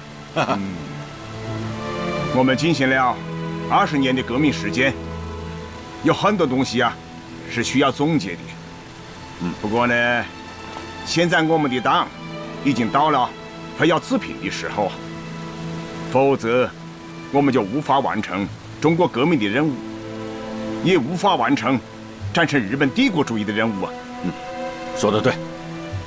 我们要急于统一全党的思想。我觉得我们应该改变我们学习的方法。灾难深重的中华民族100年来，其优秀人物的奋斗牺牲前赴后继，摸索救国救民的真理是可歌可泣的。但是直到第1次世界大战和苏联的10月革命之后，才找到马克思列宁主义这个最好的真理，作为解放我们民族的最好武器。中国共产党的20年，就是马克思列宁主义的普遍真理与中国革命具体实践日益结合的20年了。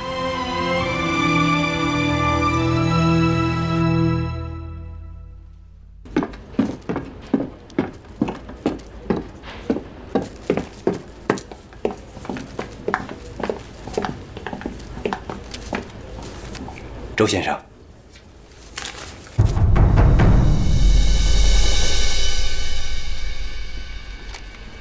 来，写得真好啊！是啊，这就是马克思列宁主义的普遍真理与中国革命具体实践啊。严老板，不是跟你说了，没有十分重要的事情不要来办事处吗？今天可是重要的事情啊！什么事情？昨天我参加了一个酒会，会上有一个喝多了的德国军官，跟国民党的一位官员说，德国最近要进攻苏联。情报准确吗？准确。当时他是用英语说的。这个情报太重要了，要转告中央，即刻转告斯大林同志。好。Herr Stalin, Prosperität und Ihnen alles Gute. Und dass die Freundschaft zwischen der Sowjetunion und Deutschland auf ewig und ewig hält. Желаю успеха и процветания, СССР. Я верю, что между нашими великими странами всегда будет мир и взаимопонимание. Ich glaube fest, dass unsere beiden große Nationen. Спасибо за поздравления. Я верю, что наши народы всегда будет объединять дружба. Verbunden bleiben. Danke. Спасибо.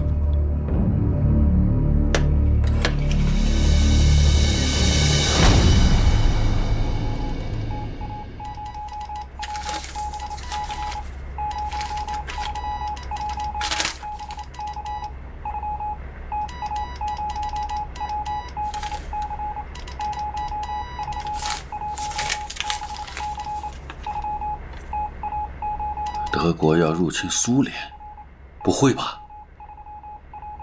他们可是在1938年8月23日，这苏联莫斯科签订了苏德互不侵犯条约的，这怎么可能呢？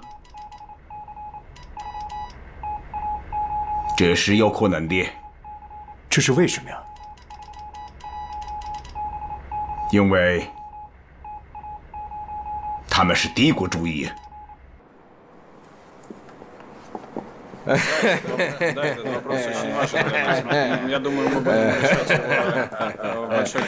всегда рассказывает смешные анекдоты. Товарищ Сталин. Что?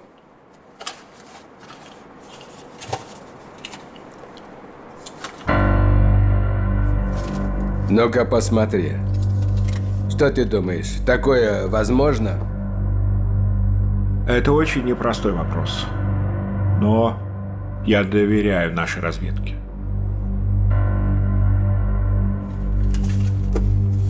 Отправь телеграмму в Пекин. Скажи нашим китайским товарищам, что мы их благодарим за хорошую новость. Есть, товарищ Сталин.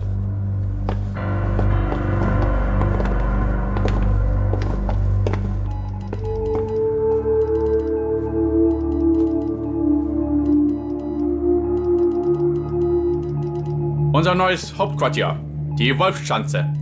Was halten Sie davon? Mein Führer, ich danke, dieser Name entspricht den deutschen Tugend. Wir sollen die Kehle unserer Feinde beißen. Sehr gut. Genau wie die Wölfe. Nun.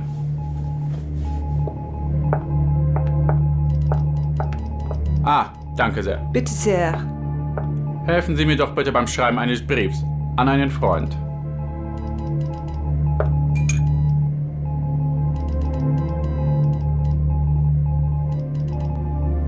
Nach monatelangem Überlegen und Beratungen mit meinen Vertrauten, nach langem Warten, habe ich endlich eine äußerst schwierige Entscheidung treffen können. Der Engländer ist bald besiegt. Er gleicht einem Ertrinkenden. Aber sie haben immer noch Hoffnung. Mit Grund. Die Zerstörung Frankreichs war den britischen Kriegstreibern ein gutes Beispiel. Denn sie haben gesehen, was im Bereich des Möglichen liegt. Man bemüht sich nun, einen Krieg gegen die Sowjetunion voranzutreiben und der Deutsche wird der lachende Dritte sein. Was ist das denn? Ach, ausschalten! Sie da bloß aufgelegt! Das ist ein niedriges, ein verhöhnendes, ein absolut absurdes Lied, was Sie mir da aufgelegt haben. Warum? Ich will, dass dieses Stück auf ewig verschwindet. Ewig! Ich will es nie wieder hören.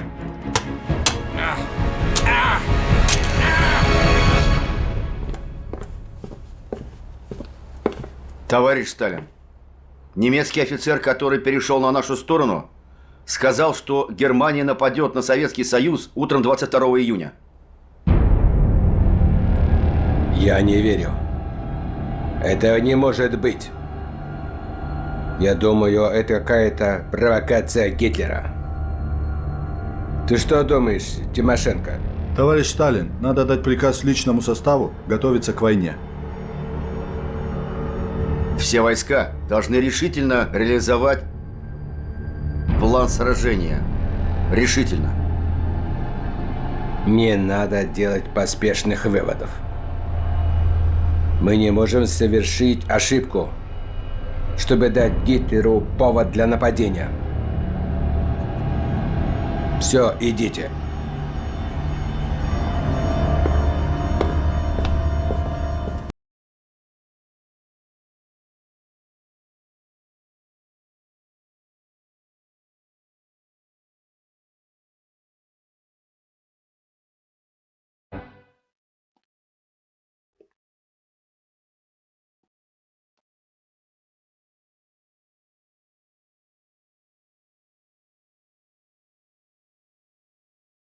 Неужели и правда к нам пришла война?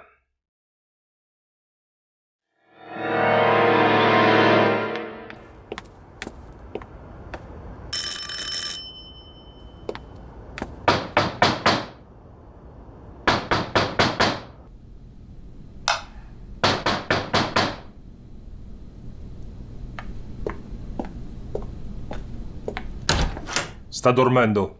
Per favore, svegliatelo. Ho una notizia esplosiva da dargli. Vieni pure.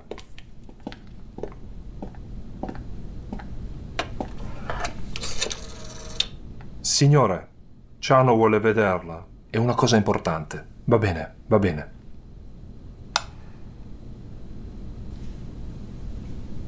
Cazzo!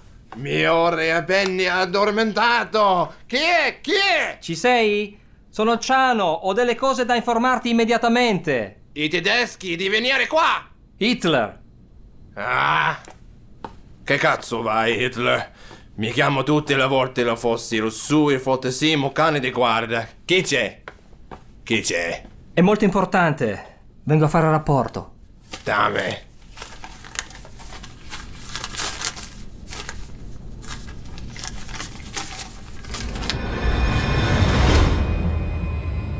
Tutte le volte che voglio fare un caso, lui la fa. Hitler invaso Unione Sovietica. Prima o poi incontrerà Unione Sovietica, non la Francia.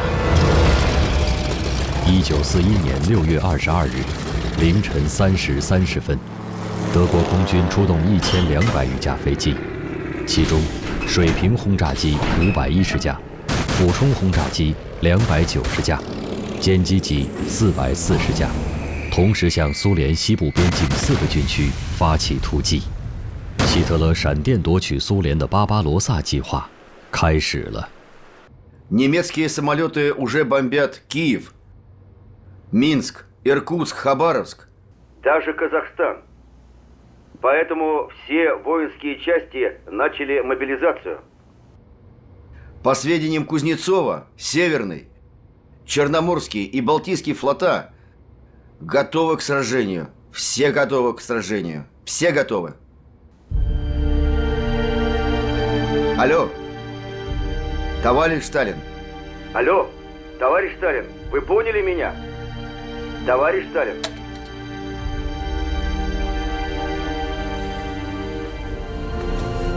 1941年6月22日，一个黑色的日子，一个让世界震颤的日子。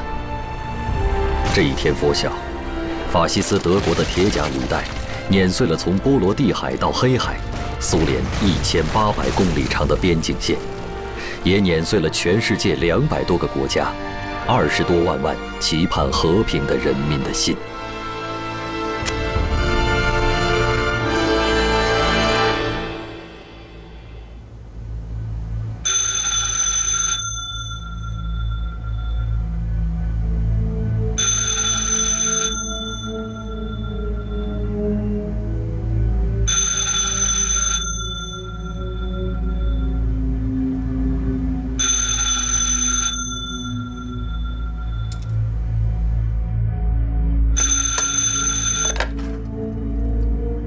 Товарищ Сталин, немецкие войска в большом количестве пересекли границу нашей страны на северо-западе и юго-западе.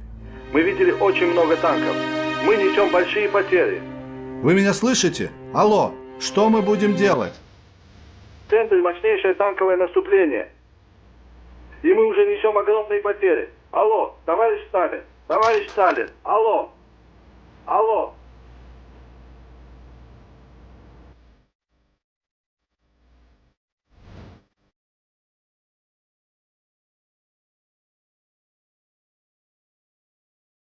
1941年6月22日，德国向苏联宣战。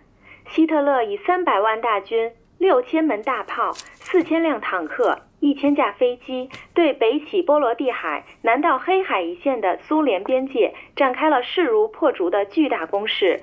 德国坦克和步兵师像浪潮一般涌入苏联境内，在短短1个星期里， 德军突入苏联境内600公里，这一消息震惊了世界。美国总统连夜飞回白宫结束。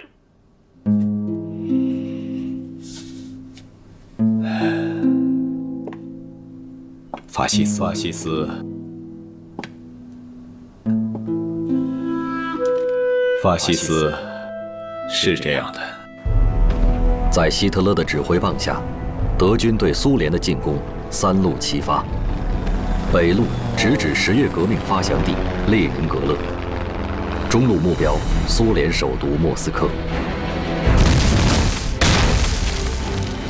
南路则扑向盛产煤炭、石油，同时又是东欧米粮仓的基辅、哈尔科夫和顿巴斯。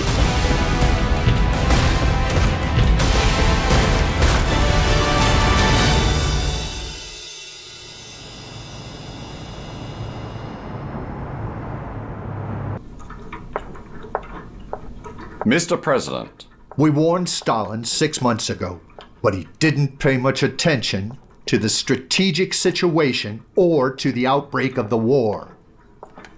Stalin trusts too much the non-aggression agreement he signed with Hitler. But he forgot the person he was dealing with used to be in prison and has a criminal record. He's a rogue. We need to unite against Hitler in all actions. Hitler is dangerous not only in Europe, but also in the American continent. Any action against Hitlerism should be united. This would accelerate the overthrow of the German fascism ruler and also promote national security. Mr. President, I have a suggestion.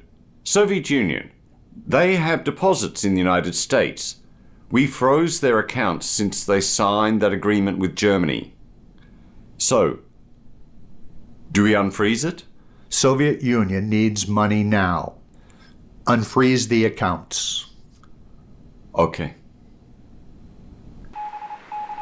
苏联最高统帅部向全世界共产党人通电：德国法西斯已经向社会主义的苏联宣战，伟大的苏联红军和人民正在全力抵抗。哼，苏联那么大，谁能一口吃掉呢？我们中国也一样。日本人发动战争的时候，狂妄的叫嚣，3个月解决中国的问题。现在是1941年，日本解决不了我们中国的问题。中国的事，只有靠我们自己来解决。对，靠咱们自己。是啊。想当年啊，拿破仑也是发动的夏季攻势，可是到他打到莫斯科的时候啊，已是满庭的大雪在等着他。这个大雪啊，可不是让他拿破仑去欣赏，而是把他的入侵大军全部送进了坟墓啊！ Я думаю, что 21-ю дивизию под командованием генерал-лейтенанта Попова мы можем задействовать в районе Ленинграда. Вот в районе Балтики, мне кажется, целесообразнее задействовать 25-ю дивизию под командованием генерала Кузнецова. А не могли бы мы использовать 30-ю дивизию Дальневосточного военного округа под командованием Василевского? Дальневосточный военный округ – стратегический резерв армии. Он только для критической ситуации. Когда наступит это время?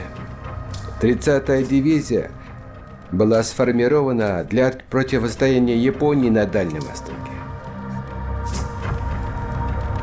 У нас одна палка и два волка. Я думаю, нужно дать задание нашим спецслужбам, 4-му отделу. Пусть узнают истинные намерения японцев. Это поможет нам выработать правильное решение. Так и сделай.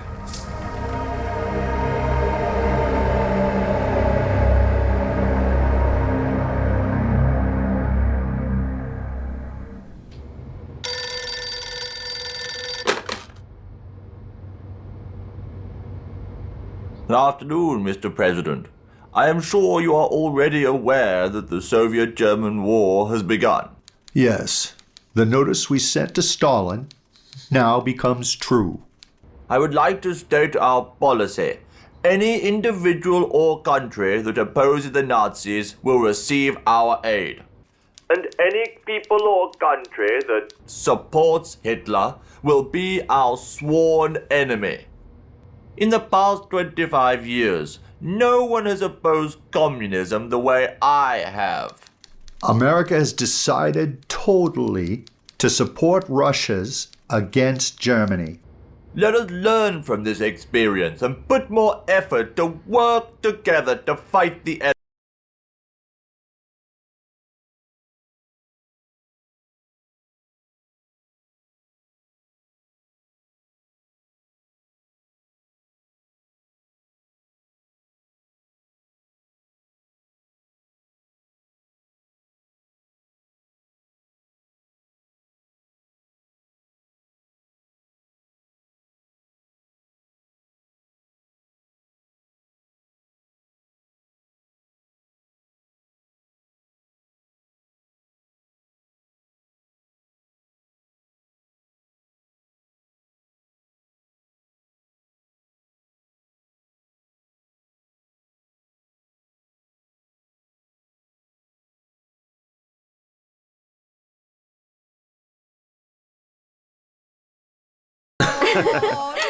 まだまだですよ。変わるよ。君はとても可愛いです。何？うまく言えないですけど、とても可愛いです。あなた日本語が本当上手ね。いやいや、まだまだ。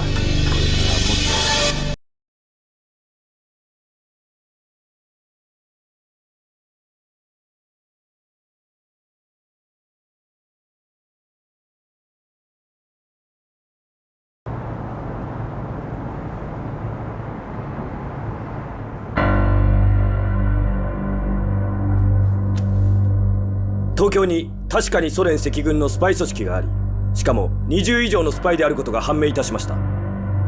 憲兵隊にも東京で網を張らさせ、まずはあの外国人たちを引っ張りたいと思います。それでいい。